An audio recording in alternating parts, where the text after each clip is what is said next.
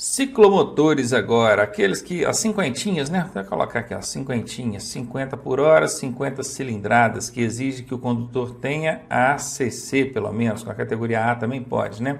Esses ciclomotores, hein, eles devem ser conduzidos no centro, olha que interessante, no centro da faixa mais à direita da pista. Como é que é isso, hein? Aqui para nós, você tem aqui três faixas, vou até colocar aqui, ó, faixas A, B e C. Essa faixa mais à direita aqui, ó, o ciclomotor tem que transitar no centro dela. Pega aqui o meio dela certinha. É o trajeto aqui que esse ciclomotor tem que seguir. Se porventura essa faixa mais à direita for de circulação exclusiva para um determinado tipo de veículo, aí o ciclomotor vai usar a faixa adjacente, ou seja, a primeira faixa, né, coladinha nela ali. Então, se essa aqui for exclusiva, vamos supor lá que está para ônibus, bacana, o ciclomotor vai usar essa aqui, ó, que é a faixa adjacente. Esse é o nome que aparece lá na sua prova, adjacente. É proibido o trânsito de ciclomotores nas vias de trânsito rápido e também nas rodovias. Um instrutor ou outro pode ficar em dúvida aí, porque ele viu lá no artigo 57 que proíbe só nas vias de trânsito rápido. Pois é, mas lá no 244 tem infração de trânsito média para os ciclomotores que transitarem nas vias de trânsito rápido ou nas rodovias. Então, o dispositivo infracional incluiu aí as rodovias também. Lembrando que lá no mesmo dispositivo 244, que traz essa infração de trânsito média para o ciclomotor que circular na via de trânsito rápido ou rodovia, lá tem uma vírgula escrita assim, salvo quando pelo acostamento, ou quando houver acostamento, assim que está escrito lá. O que nos leva a entender que o ciclomotor pode transitar nas vias de trânsito rápido ou rodovias, em caso excepcional, quando houver acostamento. E agora as bikes, né, as bicicletas. Na falta de ciclovias ou ciclofaixas, essas bicicletas devem circular junto ao bordo da via, né, aqui, ó, junto ao bordo da pista, no mesmo sentido que os veículos. Veículo tem que respeitar a mão direcional. Aliás, gente, só existe uma situação que permite o trânsito de veículos no sentido contrário. Veículo. São essas bicicletas circulando pela ciclofaixa. Se o órgão com circunscrição sobre a via quiser colocar ali uma ciclofaixa, aí essas bicicletas podem transitar livremente para lá e para cá. Fora isso, no meio do fluxo normal, tem que respeitar as regras de trânsito e não seria diferente com a mão direcional aí. As bicicletas só poderão circular sobre os passeios, então tem aqui um acondicional, porque a regra geral diz que elas não podem circular sobre os passeios, calçadas, né? Só poderão circular sobre os passeios quando autorizado e sinalizado pelo órgão competente. Então tem lá a sinalização autorizando a circulação de bicicleta, com informação complementar, tudo bacana e pode. Nesse caso aqui não pode, tá? Ele está circulando aqui sobre a calçada, sobre o passeio, na verdade, mas tem a plaquinha aqui proibindo, ó. Nem precisaria, né? Ele já sabe que, não tendo sinalização nenhuma, a bicicleta não pode circular sobre o passeio. Ela só vai poder circular em caso excepcional quando tiver sinalização regulamentando que pode. Essa aqui já está bem batida para a gente, né? Que é a distância de 1,5 m dos ciclistas, tem que preservar os condutores ao passar pelo ciclista, manter aí 1,5 m de distância. O problema é que na maioria das vezes, em cidades de pequeno porte principalmente, em cidades do interior, né? A gente não tem vias tão amplas, tão largas, de maneira que a gente consiga passar tão longe da bicicleta. Às vezes fica apertadinho, não tem jeito. Então você vai ter que ficar andando atrás dele até sair dali para ele pular para uma outra via e você ultrapassá-lo. Mas o que acontece?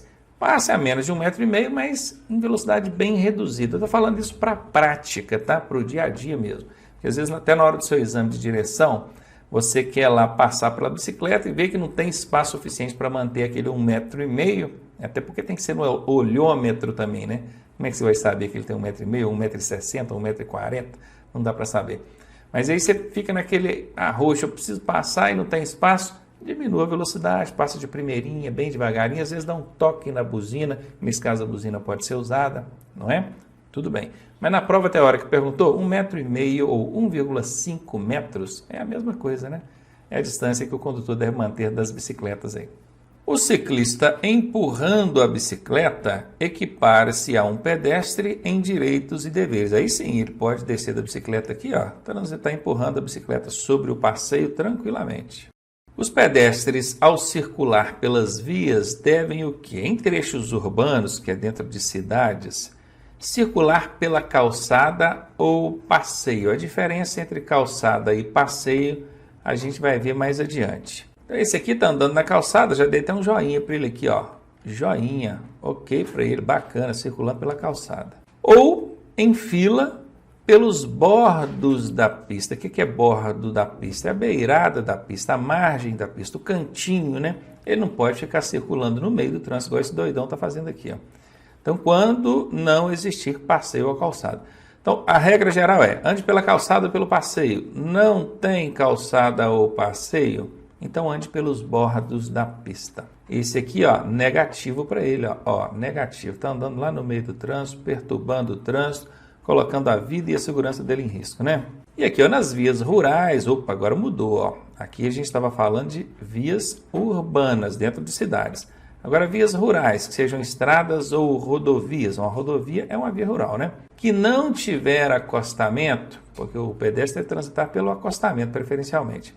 Mas não tendo acostamento, em fila, ele vai transitar em fila, um atrás do outro, pelos bordos da via em sentido contrário aos veículos. Tem acostamento, ele vai andar no acostamento no sentido do fluxo. Agora, não tem acostamento, aí ele deve andar no sentido contrário, que é para quê? Para vir de frente com o trânsito. Imagina, vamos dar uma olhadinha aqui na tela, aqui, ó. Imagina esse camarada, ó, não tem acostamento, perceba que aqui a pista não tem acostamento, ele está tendo que andar na pista, só que ele está respeitando a mão direcional. Os veículos que vêm aqui, ó, vêm por trás dele. É perigoso demais, ele não está vendo quem está vindo atrás. Nesse caso aqui, não tendo acostamento, ele deveria estar do outro lado da via. Bacana? E se fossem mais de um, teria que ser um atrás do outro. Ainda falando sobre os pedestres ao circular pelas vias devem atravessar na faixa própria, ou passarela, ou passagem subterrânea, quando estas existirem numa distância de até 50 metros à direita ou à esquerda. Pegaram aí? Ou em sentido perpendicular ao eixo da pista, se não houver faixa ou travessia própria para ele. Então, bacana. O que é esse sentido perpendicular ao eixo da pista? Vou mostrar aqui agora, olha. Isso aqui, ó, esse pedestre aqui embaixo, ó, vamos imaginar esse rapazinho aqui, ó. Ele quer atravessar para o lado de cá. Como é que é a travessia perpendicular? Essa aqui, ó, ela é retinha, ela pega de um lado, vai ao outro. O que seria algo diferente disso e errado? Seria isso aqui, ó, que é a travessia diagonal. Percebam que quando ele atravessa de forma diagonal, ele permanece por um tempo muito maior e por uma distância muito maior na pista de rolamento, onde os veículos circulam. Então, o perpendicular é o adequado, o diagonal é o errado. E agora falando de motocicletas e similares. Aí envolve motonetas, ciclomotores e vai. Para conduzir esses veículos, o condutor deve utilizar o capacete com viseira ou óculos de proteção. Isso tanto para o piloto quanto para o garupa. Bacana? Então, o óculos tem que ter viseira, o capacete tem que ter viseira. Se não tiver viseira, se for esse tipo de capacete aqui, ó, aí ele precisa ter o óculos de proteção. Claro que é um óculos próprio, não é um óculos qualquer. O óculos de sol, por exemplo, aquele óculos de lentes escuras, ele não substitui o óculos de proteção para o motociclista.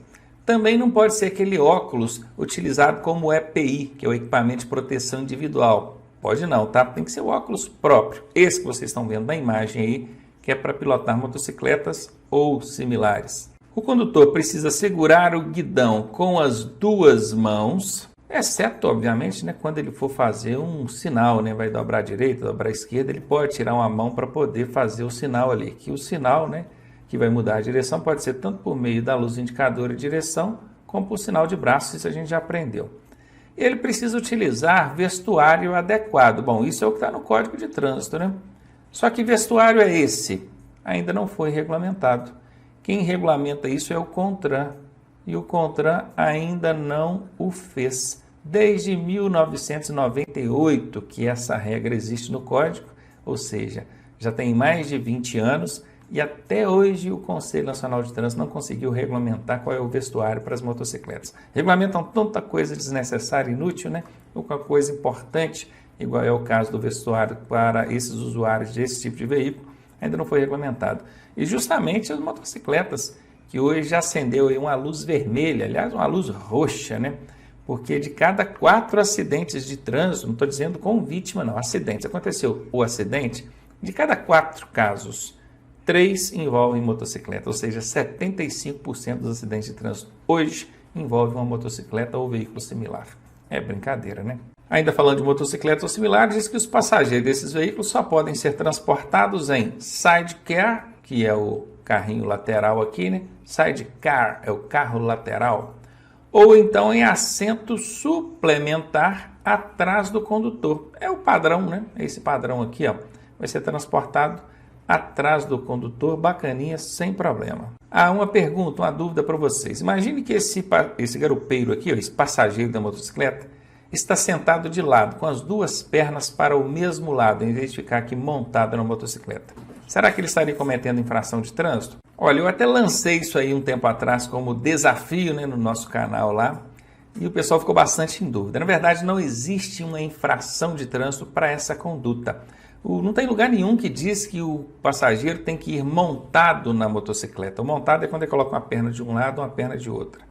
Não tem lugar nenhum também que diz que ele não possa ir sentado, que é com as 2 pernas para o mesmo lado. É perigoso? Não sei. A gente dependeria de fazer uma análise técnica com a situação dessa para ver o que é mais perigoso ou menos perigoso. Se considerado uma situação de risco, até poderíamos enquadrar aí no artigo 169 que eu dirigi sem atenção ou sem os cuidados, né? Dirigir sem os cuidados necessários, e aí seria uma infração leve também. Mas aí já seria inventar moda demais. Hoje eu posso dizer para você o seguinte: não existe infração de trânsito por sentar na motocicleta, que é com as 2 pernas para um lado só. Porque se fosse uma perna de um lado ou de outro, é montar, você já aprendeu isso. E a observação aqui diz que ele tem que utilizar o capacete de segurança e vestuário de proteção. Bom, capacete com viseira, tá? O garupeiro também tem que usar capacete com viseira, e a viseira tem que estar fechada. E o vestuário aqui é o mesmo caso, né? O Conselho Nacional de Trânsito até hoje não regulamentou. Mas existe a regra no código, tá? Pode perguntar na sua prova, e se perguntar, você responde. Sim, tem que usar capacete com viseira, com a viseira fechada, e tem que usar vestuário de proteção. Ainda falando sobre motocicletas e similares, agora nós vamos ver aqui sobre o transporte de crianças em motocicletas. A idade mínima para você transportar uma criança numa motocicleta é essa aqui, ó, 10 anos. Com 10 anos já pode ser transportada na motocicleta. Com menos de 10 anos, o condutor estará cometendo uma infração gravíssima. Eu estou dizendo motocicletas, mas isso vale também para motonetas e ciclomotores, tá bom? Aqui nós temos, obviamente, né, além da criança aqui, que aparentemente não tem os 10 anos necessários, nós temos aqui também 3 pessoas sendo transportadas numa motocicleta, sendo que a motocicleta só tem lugar para mais uma pessoa. É o condutor mais um passageiro. A multa aqui é de R$ 293, tá, gente? Suspensão do direito de dirigir, vai suspender o direito de dirigir, da retenção do veículo e recolhimento da CNH. Presta muita atenção na prova, porque o Detran costuma ser maldoso. Ele costuma colocar assim: qual é a infração cometida por aquele condutor, aquele motociclista que transporta uma criança de 10 anos? Né? Com 10 anos não é infração. Com 10 anos pode. Não pode é menor de 10 anos, tá? Menor de 10 anos é infração. Ele fez 10 anos hoje. Beleza, já tem 10 anos. Não fez, ele vai fazer 10 anos amanhã. Infelizmente, por causa de um dia, vai tomar uma multa gravíssima, vai ter o direito de dirigir suspenso, vai ter o veículo retido e a carteira recolhida. Obviamente, se for uma habilitação provisória, perdeu ela. Outro ponto interessante aqui, importante, aliás, é o cinto de segurança. O cinto de segurança é obrigatório para condutor e passageiros em todas as vias do território nacional. É muito comum a gente ouvir pessoas dizendo assim: Ah, mas lá na roça, lá na estrada de roça, lá indo para a minha propriedade lá, a minha fazenda, o pessoal precisa usar cinto também? Todas as vias do território brasileiro, entrou no veículo, colocou ele em movimento, o cinto tem que estar colocado, tá? Condutor e passageiros. Outro questionamento muito comum também, sem sentido, mas é muito comum. Quem está lá atrás precisa usar o cinto? Às vezes o cara mora numa cidadezinha do interior, pequenininha a cidade, a velocidade é baixinha, não tem nem como desenvolver velocidade, o máximo que ele vai conseguir andar ali é 20, 30 km por hora, bem devagarinho. E ele foi da casa dele até na padaria buscar o pão, né? Andou ali 500 metros que seja. Ele, o condutor, colocou o cinto, mas o menino que estava indo junto com ele lá atrás não colocou. Aí o policial para, multa, né? A multa autua, que vai virar uma multa depois, e ele questiona, poxa, mas aqui tão devagarinho, daqui ali, tem que colocar. Qualquer via do território brasileiro.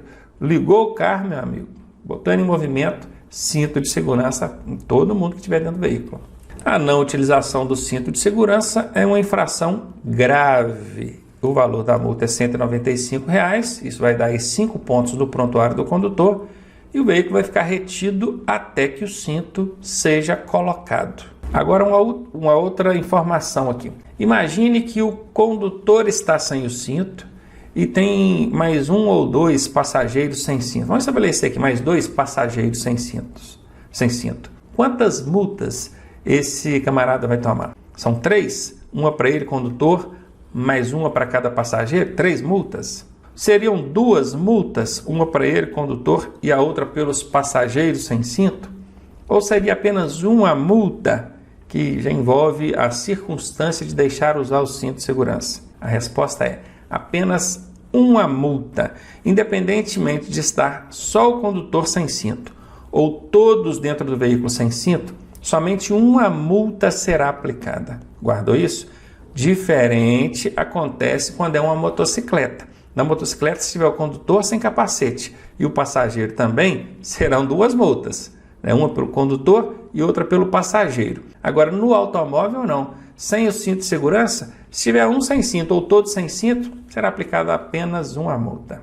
Transporte de crianças. Crianças menores de 10 anos que não tenham atingido 1,45 m de altura devem ser transportadas no banco traseiro do veículo, em dispositivo de retenção conforme idade, peso e altura da criança. Então vamos ver algumas coisas aqui. Para você saber se a criança pode ir no banco da frente, são 2 parâmetros: a idade, 10 anos, ou a altura. Se essa criança tem 9 anos de idade, mas já tem 1,45 m, ela pode ir no banco da frente. Entendeu? Ou o contrário, às vezes ela não tem 1,45 m, mas já tem 10 anos de idade. Então ela pode ir no banco da frente. Se ela atender qualquer um dos 2 requisitos, ela pode ir no banco da frente. Agora, se ela não atender nenhum dos 2 requisitos, ela nem tem 10 anos e nem tem 1,45 m. Então ela vai ter que ir no banco traseiro. E ela vai ter que ir no banco traseiro usando o dispositivo de retenção. O que é esse dispositivo de retenção, hein? Pode ser só o cinto de segurança ou pode ser um dispositivo auxiliar, um bebê conforto, uma cadeirinha, um assento de elevação. O que vai determinar que dispositivo é esse vai depender da idade, do peso e da altura da criança, coisa que a gente vai ver no próximo slide, tá? Tem algumas exceções para essa regrinha aqui dos 10 anos e 1,45 m. Vamos supor que a criança não atingiu nem os 10 anos e nem 1,45 m. Ela pode ir no banco da frente? Em alguns casos, algumas exceções pode. Veja aqui, olha. Quando o veículo só tiver banco dianteiro. Imagine uma caminhonete, você tem lá um Saveiro. Não é aquela Saveiro cabine dupla, chique, não. Saveiro comum, gente pobre, igual eu aqui. Você tem uma Saveirinho. Saveirinho é o quê? É o condutor mais um passageiro. Aí você está ali com uma criança de 7 anos. É você e seu filho de 7 anos. É claro que não pode também ir a mãe, né? E a criança no colo. Aí não pode. Aí dá até lotação. Excedeu a lotação do veículo. Só tinha lugar ali para um passageiro, está levando 2. Aí você e o seu filho de 7 anos. Essa criança vai poder ir no banco da frente? Perfeitamente. Por quê? Porque esse veículo não tem banco de trás.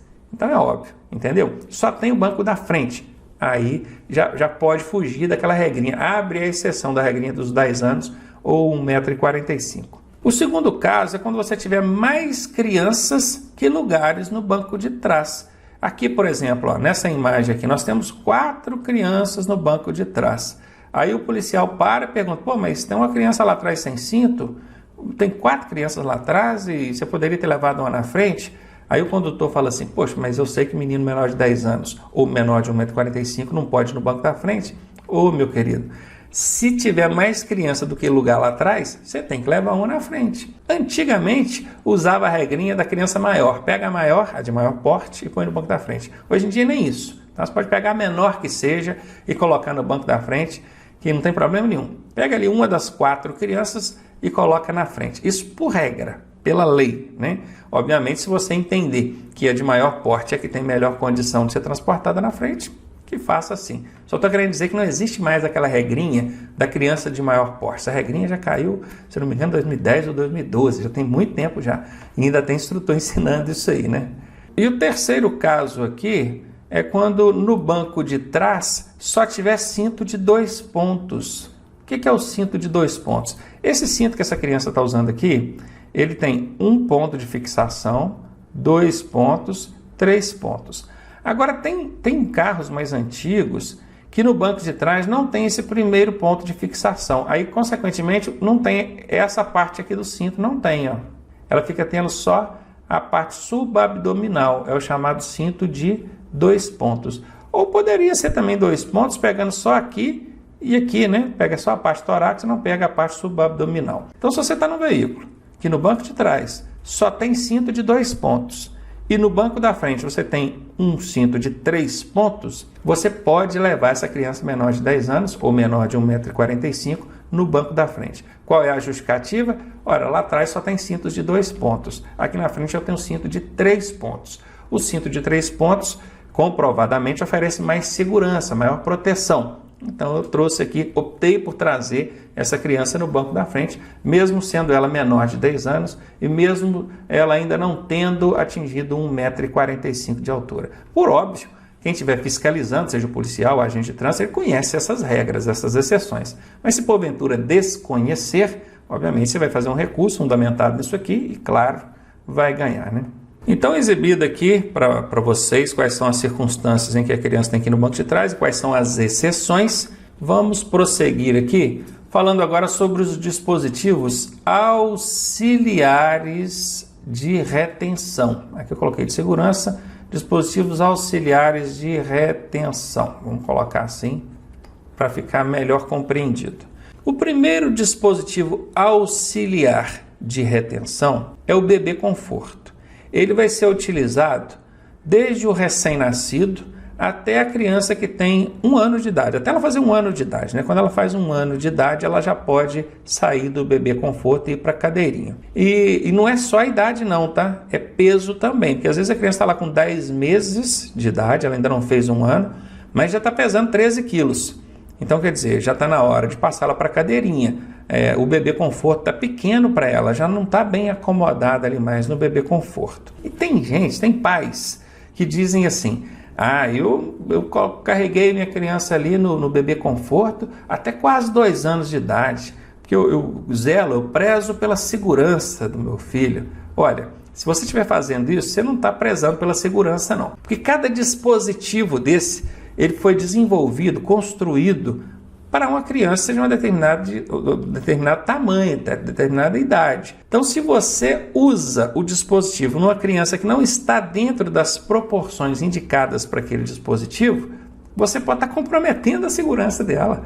Ao invés de você estar aumentando, você vai estar diminuindo a segurança. Então, não precisa inventar moda, não. Apenas cumpra o que a regra já determina. Esses dispositivos são testados incansavelmente para ver o que eles suportam de peso, tamanho da criança. Então, vamos observar aqui idade e peso conforme já regulamentado, tá? Então, aqui o bebê conforto até 1 ano de idade e crianças de até 13 quilos. Lembrando que o bebê conforto, ele é colocado preso ao cinto lá do banco de trás, ou então a Isofix. Isofix, para quem não sabe, são pontos de fixação ali, não são todos os carros que tem, mas muitos carros têm, inclusive na hora de você comprar, é importante observar se tem o Isofix, aí você vai prender o dispositivo auxiliar de retenção, que é o bebê conforto, nesses pontos do Isofix, fica muito mais seguro, né? Ele precisa estar no sentido oposto, né? Vamos supor que está todo mundo sentado aqui, ó, tem uma pessoa sentada no banco aqui, olhando para frente, e o bebê conforto está no sentido oposto ao da marcha do veículo. Se o veículo anda para frente, essa criança está olhando para trás. Ela está olhando o vidro traseiro do carro. E é só o bebê conforto que é colocado nessa posição oposta, tá? Os outros dispositivos são colocados na posição normal. Aqui nós temos a cadeirinha, que é para aquela criança que já atingiu 1 ano. Ela já chegou no 1 ano de idade. Então já posso tirar ela do bebê conforto e passar para a cadeirinha. Pode observar que agora a criança já está no mesmo sentido dos demais ocupantes do veículo. Ela está olhando para frente naturalmente. Essa cadeirinha ele vai usar até fazer os 4 anos de idade. Fez 4 anos, ele já pula para o assento de elevação, que é o próximo que a gente vai ver. Mas além da idade, você vai observar também o peso. A cadeirinha ela é adequada para crianças que tenham entre 9 e 18 quilos. Vamos agora para o assento de elevação. O assento de elevação ele é para aquela criança que já fez 4 anos e ainda não passou dos 7 anos e meio. Ela está entre 4 e 7 anos e meio. E peso entre 15 e 36 quilos. E crianças que tenham menos de 1,45 m. Se ela já estiver excedido qualquer uma dessas condições, ela não precisa mais do assento de elevação. Vamos imaginar que uma criança tem aí 6 anos de idade. Mas ela já tem 1,45 m. Se ela já tem 1,45 m, ela não precisa mais do assento de elevação. Ela pode ir só com o cinto de segurança. Entenderam? Se ela atender qualquer uma das condições, se ela exceder qualquer uma das condições aqui, ela fica dispensada do assento de elevação. O assento é para crianças entre 4 e 7 anos e meio, ou que tenham 15 a 36 quilos, ou que tenham menos de 1,45 m. Então vamos supor que uma criança de 6 anos, que ainda não tem 1,45 m, mas que já tem 36 quilos, ou 37 quilos, ela precisa andar no assento de elevação? Não, porque ela já excedeu essa faixa de peso. O assento de elevação é para 15 a 36 quilos, é para 4 a 7 anos e meio, e é para crianças menores de 1,45 m. Se ela já tiver 1,45 m, ela já é dispensada do assento de elevação. E ao contrário do que muitos imaginam, o bebê conforto, a cadeirinha, é um dispositivo de retenção para proporcionar maior segurança. Mas o assento de elevação em si não proporciona maior segurança, não. Ele só aumenta não. Ele faz com que o cinto de segurança tenha a devida eficácia. Entenda por quê. Vou mostrar aqui na tela para você. Se você tirar o assento de elevação dessa criança, ela vai ficar mais baixa aqui e o cinto de segurança vai pegar no pescoço dela. E o cinto não pode pegar no pescoço, ele tem que pegar no ombro e no tórax. Então o assento de elevação ele serve unicamente para elevar a criança, levantar a criança, fazendo que o cinto pegue no ombro e não no pescoço. Tanto que se você estiver transportando uma criança lá atrás, entre 4 e 7 anos e meio, no cinto de 2 pontos subabdominal, você não precisa do assento de elevação. Por quê? Porque não faz sentido. O assento de elevação é só para elevar a criança para o cinto não pegar no pescoço, o cinto tem que pegar no ombro. Mas no seu caso só tem cinto de 2 pontos lá atrás? Cinto de 2 pontos subabdominal, que ele pega só embaixo aqui, Ele não pega no tórax. Para que você vai levar a criança? Você vai atrapalhar ali a eficácia do cinto subabdominal, que já não é tão bom, que é cinto de 2 pontos. Aí você vai colocar um assento de elevação. Então entenda isso.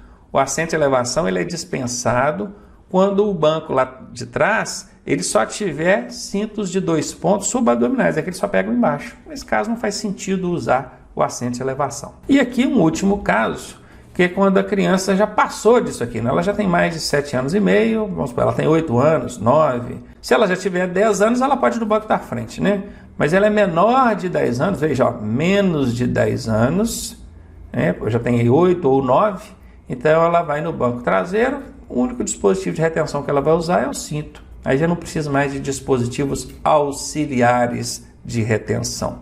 Outro caso é aquela criança que já não precisa mais do assento de elevação, Ela vai ficar só no cinto mesmo. Ela já tem aí 1,45 m, ou já excedeu essa faixa de peso, Então ela vai usar aqui só o cinto, não precisa do assento de elevação. Então, de olho comigo aqui na tela. Você vai fazer o seguinte, o primeiro dispositivo que a criança usa é o bebê conforto. Bacana? Depois ele passa a usar a cadeirinha. Bacana. E por último, o assento de elevação. Muito bem. Aí você vai fazer o seguinte: bebê conforto começa com B, cadeirinha começa com C e assento de elevação começa com A. Certinho? Tranquilo até aqui? Você já vai descobrir para que isso aqui, hein? Aí você vai numerar aqui, ó.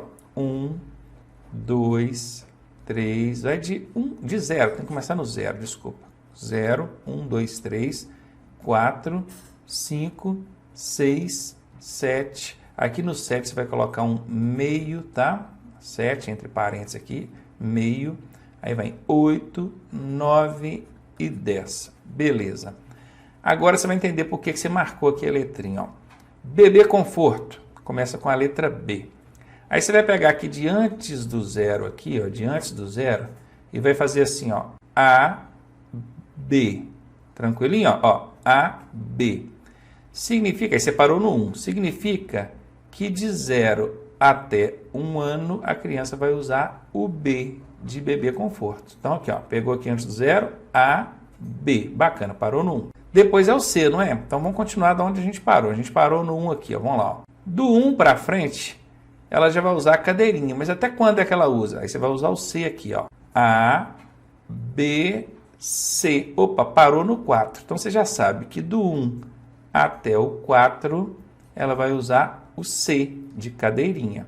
Bacana. E qual que é o último dispositivo de retenção? É o assento de elevação, que é quando a criança já fez 4 anos, né? Ela usa até quando? Até onde você marcou esse meio aqui, ó. Então, até aqui, ó, é o assento de elevação. Show? Bacana. E depois que ela sai do assento de elevação, você ainda tem que observar uma idade que é para ver se ela ainda tem que permanecer no banco traseiro, que é os 10 anos, né? Quando é que a criança, com 10 anos, ela pode ser transportada no banco da frente, não é verdade? Então, com 10 anos, aqui, nesse ponto aqui, ela já pode ser transportada no banco da frente, com 10 anos, belezinha? Até aqui, ó, daqui até aqui, ela continua sendo transportada no banco traseiro. Quer tirar a prova aqui? Que é com 10 anos que ela vai no banco da frente? É só você pegar aqui, ó, letra F, não é banco da frente? Faz assim, ó. A, B, C, D, E, F. Pronto. Bora lá agora conhecer a classificação das vias. Aqui a gente está falando de vias urbanas, mas mais adiante vocês vão ver que as vias elas são classificadas em urbanas e rurais. Bacana? Daqui a pouco a gente vê melhor sobre isso. Se na sua prova perguntar, as vias terrestres, elas são classificadas como urbanas e rurais. Aí se falar, eu quero saber só das urbanas, é o que a gente vai mostrar nessa tela aqui agora. Então, as vias urbanas. Nós temos aqui a via de trânsito rápido, nós temos a via arterial, nós temos a via coletora e temos também a via local. Bom, eu peguei aqui uma imagem representando cada uma dessas vias, mas é claro que você não vai ficar preso somente à imagem. Você vai observar também o texto legal, porque na sua prova é muito provável que não caia a imagem. É muito provável, aliás, eu posso te afirmar que vai cair escrito. Então tá aqui, ó. As vias de trânsito rápido, elas têm como características principais essas aqui, ó. Acessos especiais. Por que acessos especiais? Porque você só entra ou sai de uma via dessa por meio de acessos especiais. Elas não têm cruzamentos.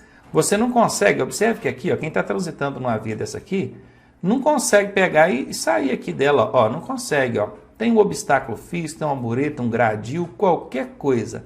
As vias de trânsito rápido não dão acesso a áreas lindeiras, ou seja, áreas às margens da via pública. Não tem acesso. Nesse caso aqui, perceba que a pista, ó, tem 1, 2 faixas, mas nesse ponto aqui ela tem uma outra faixa, não tem?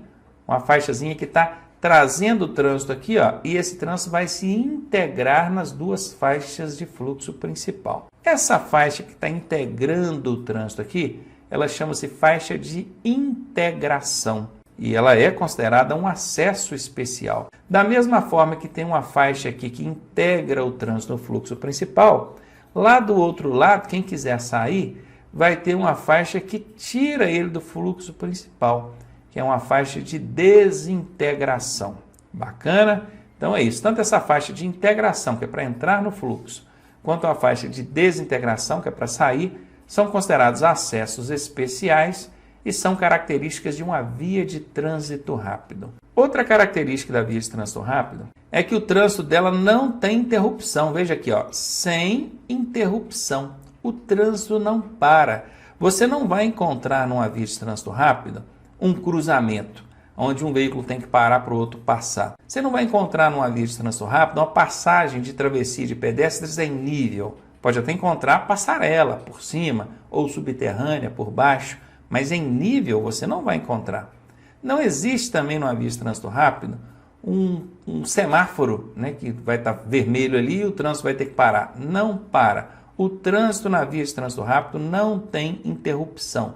Essa é a segunda característica forte dela. E a terceira característica é que ela não tem interseções. Acabei de falar, né? Não tem cruzamento, não tem interseções. Aqui é trânsito fluindo direto. Bacana. E aqui agora as vias arteriais, hein? Uma via arterial, aí ela já tem interseção, ó, tem interseções em nível. Observe que aqui nós temos várias faixas de trânsito, mas aqui na frente, ó, nesse local aqui, ó, tem uma via, olha, vindo aqui, ó, do lado aqui. Então ela tem interseção.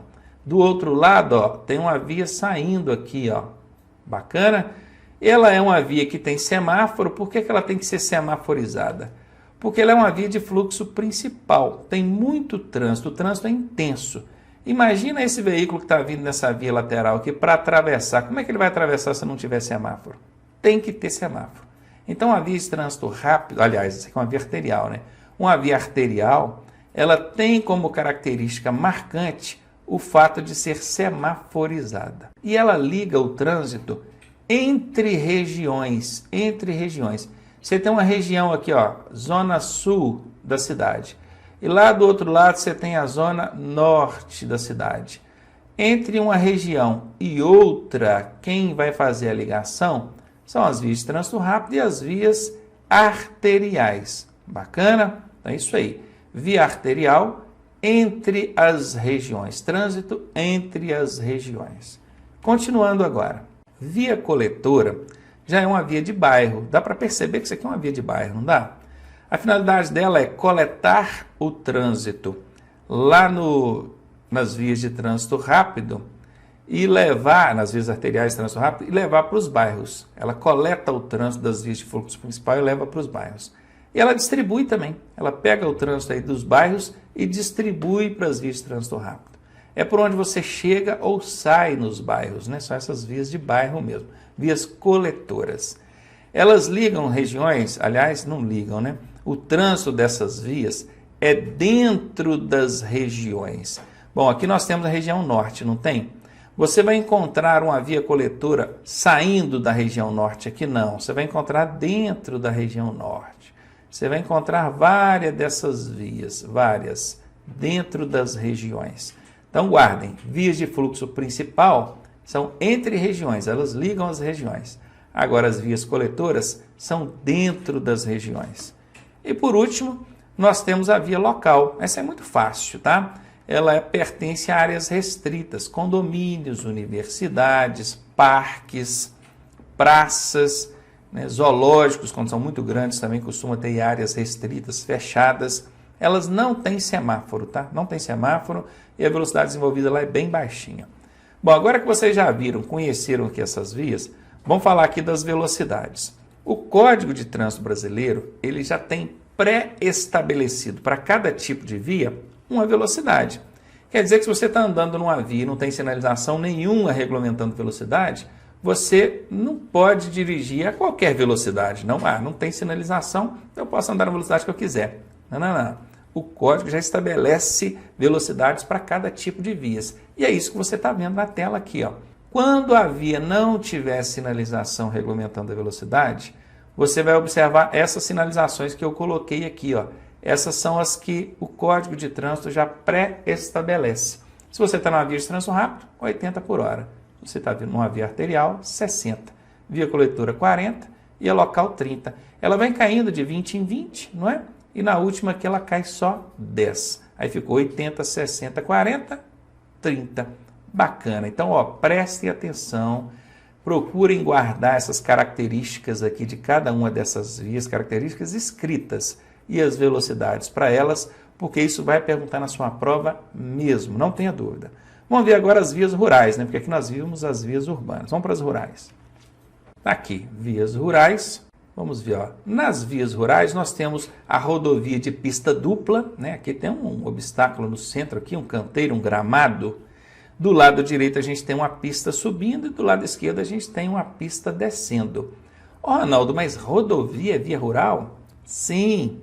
Tudo que está fora do perímetro urbano é via rural. Em alguns casos, a rodovia costuma passar por dentro do perímetro urbano. Isso não faz ela deixar de ser rodovia, não, tá? É só porque ela está passando ali por dentro da cidade naquele momentinho ali, mas ela continua sendo uma rodovia. Belo Horizonte, por exemplo, a gente tem lá o anel rodoviário. O anel rodoviário não é uma via de trânsito rápido, né? A via de trânsito rápido é via urbana, lembra? Aquela mais movimentada que tem lá, a primeira que a gente viu na tela anterior? Pois é. O anel rodoviário não é uma via de trânsito rápido, ela é uma rodovia, por isso que ela chama anel rodoviário. Está passando por dentro do perímetro urbano naquele momento. Então, sim, as rodovias são vias rurais, porque elas têm como características serem encontradas fora do perímetro urbano, não é? Quando você quer ir de uma cidade a outra, você saiu da cidade, você está numa rodovia. Confere? Então, essa rodovia está na área rural. Confere? Então, é isso aí. Só que a rodovia, ela é uma via rural pavimentada, ela tem pavimentação, ela tem asfalto. Tem aqui a pista dupla e tem a rodovia de pista simples, está aqui representado para vocês. E qual que é a outra via rural que existe? A estrada. Aí essa aqui é conhecida mesmo, né? Aquela de chão batido, terra, não tem pavimentação. Bacana. Vamos ver aqui. E as velocidades, hein, Ronaldo? Como é que eu conheço as velocidades aí? Tá aqui, ó.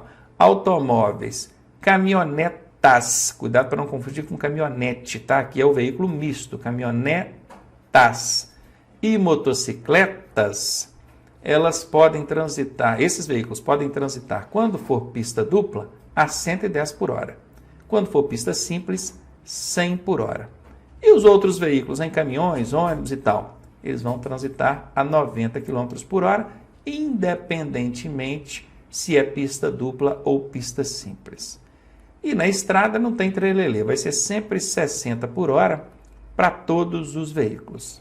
Bom, aí está mostrado para vocês, mostramos as urbanas, mostramos as rurais, e vou para um esqueminha aqui final, que é para a gente não ter como esquecer mesmo, ó.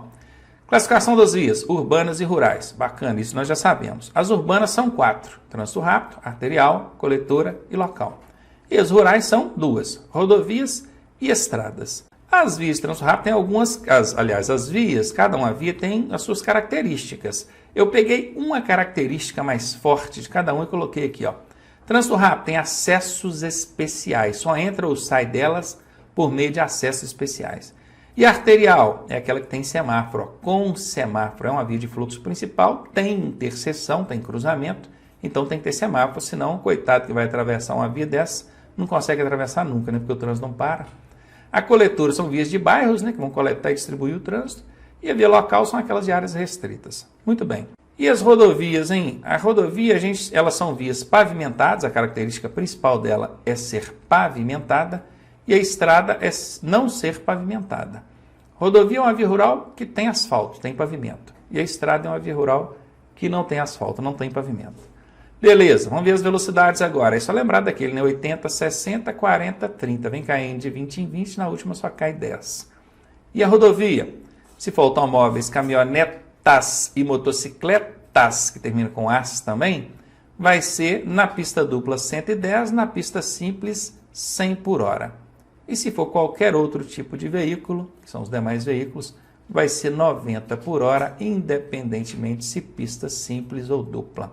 Na estrada só existe uma velocidade, que é 60 por hora para qualquer veículo. E para finalizar, a velocidade mínima, presta atenção nisso, hein? Tem muita gente que não sabe que isso existe.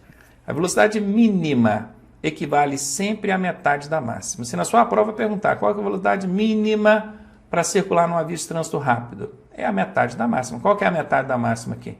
40. Bacana? Pegou? Transitar abaixo da velocidade mínima, prejudicando o trânsito, é infração média, tá? Atrapalha aí. Então, é infraçãozinha média, 4 pontos no prontuário. E aqui ainda diz que são permitidas velocidades diferentes dessas que a gente está vendo aqui, tá, gente? Desde que sinalizado. O órgão com circunscrição sobre a via pode colocar a velocidade que quiser. Aliás, que quiser não, né? Ele tem que fazer estudos técnicos ali para poder saber se ele pode andar mais ou menos. Né? Igual o código aqui estabelece que uma via de trânsito rápido pode andar 80, mas aí o órgão com circunscrição sobre a via analisou, estudou e viu que 80 é muito, é perigoso. Ele vai botar só 60, mas ele tem que pôr placa. Põe a placa lá, 60 por hora, porque a sinalização prevalece sobre a norma. A norma diz que é 80, mas a sinalização prevalece. Então o órgão vai lá, coloca a placa e fala, agora vale 80, ou vale 60, né?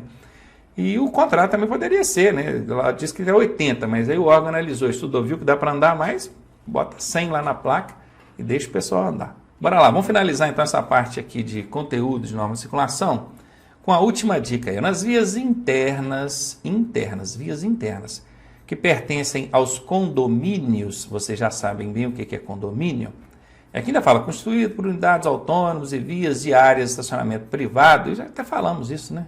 Vias de área de estacionamento privado de uso coletivo, a sinalização de regulamentação da via será implantada e mantida por conta do próprio condomínio. Já vimos falar disso lá para trás, só reforçando aqui para você.